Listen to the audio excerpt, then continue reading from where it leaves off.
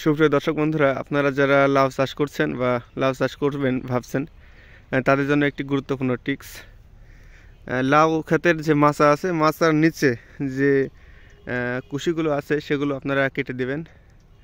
কেটে দিলে গাছের মূল গাছটি যেটি আছে সেটি সম্পূর্ণরূপে শক্তি পাবে এবং গাছটি তরতাজা, সতেজ এবং মোটা সোটা থাকবে। এতে আপনার লাউয়ের ফলন বৃদ্ধি পাবে।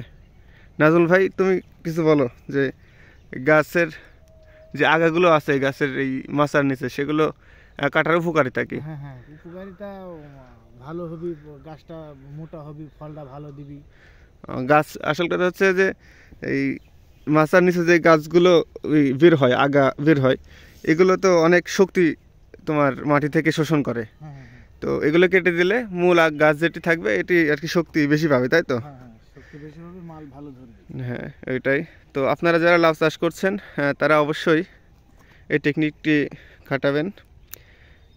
লাউয়ের যে মাচা আছে, মাচার নিচে যত কুশি বের হবে সবগুলো কেটে দিবেন।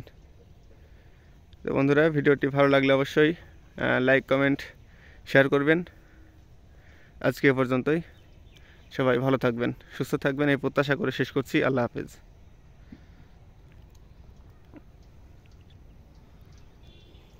এই যে